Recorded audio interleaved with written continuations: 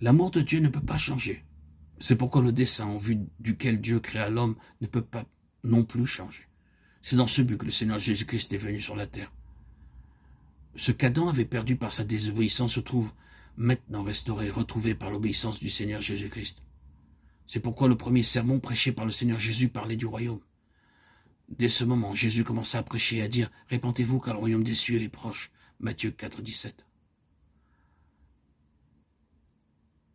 Dieu avait établi Adam comme son roi afin de lui démontrer son amour. Dieu lui dit « Mon cher fils Adam, je t'aime tant que je vais te donner maintenant ton cadeau d'anniversaire. Je te fais roi sur la terre tout entière, roi sur les animaux, roi sur les oiseaux, roi sur les poissons. » Adam était un roi d'un genre unique. C'est la parole de Dieu qui le déclare. C'est dans ce but précis que Dieu l'avait créé. Mais c'est à cause de son péché, de sa désobéissance, qu'Adam perdit ce privilège. Cependant, l'amour de Dieu ne peut pas changer. Nous pouvons changer, mais jamais l'amour de Dieu ne changera. De loin, l'Éternel se montre à moi. Je t'aime d'un amour éternel. C'est pourquoi je te conserve ma bonté. Jérémie 31, 3.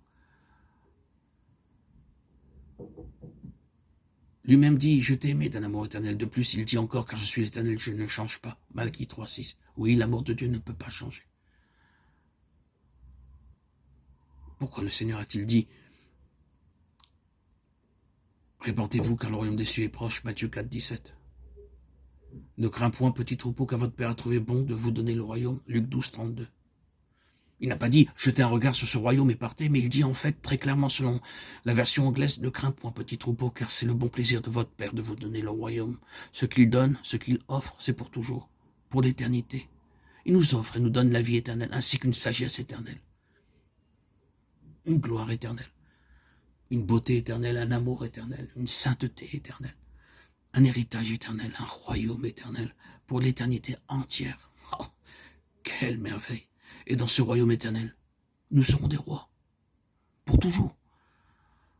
Vous exhortant, vous consolant, vous conjurant de marcher d'une manière digne de Dieu, qui vous appelle à son royaume et à sa gloire. 1 Thessaloniciens 2, 12.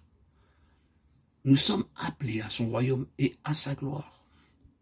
C'est à quoi il vous a appelé par notre évangile pour que vous possédiez la gloire de notre Seigneur Jésus-Christ. 2 Thessaloniciens 2, 14. Ainsi, au jour de son retour, nous serons rendus participants de sa gloire.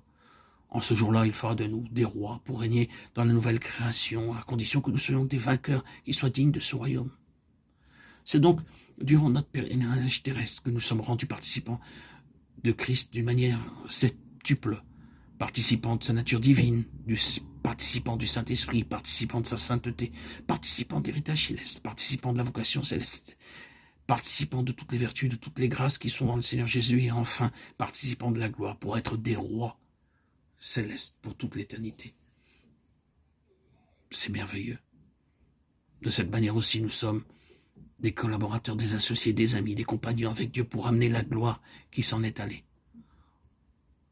C'est pourquoi nous devons d'abord apprendre à être des vases, des instruments semblables à Anne, sachant comment prier, en discernant le véritable besoin de Dieu lui-même.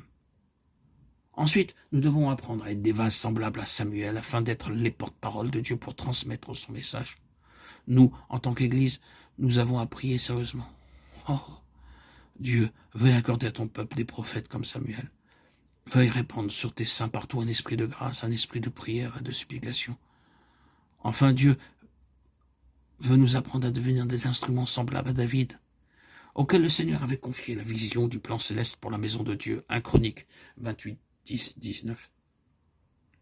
C'est dans ce but que Dieu avait choisi David, auquel il put confier cet écrit céleste, décrivant le temple avec tous les détails sous tous ses aspects. C'est par un écrit de sa main, dit David, que l'Éternel m'a donné l'intelligence de tout cela, de tous les ouvrages de ce modèle. Dieu parle ici du modèle céleste. Et nous avons une participation à ce modèle céleste. Dieu a appelé, éduqué, préparé David à devenir son collaborateur dans son plan céleste. Et nous aussi, frères et sœurs bien-aimés en Christ, chers amis, auditeurs, auditrices, nous pouvons devenir entre les mains de Dieu des instruments, des vases qui ressemblent à David. Amen. Alléluia. Gloire à Dieu au plus haut des cieux et paix sur la terre aux hommes qu'il aime, à toi Seigneur. Tout honneur, toute gloire pour les siècles des siècles.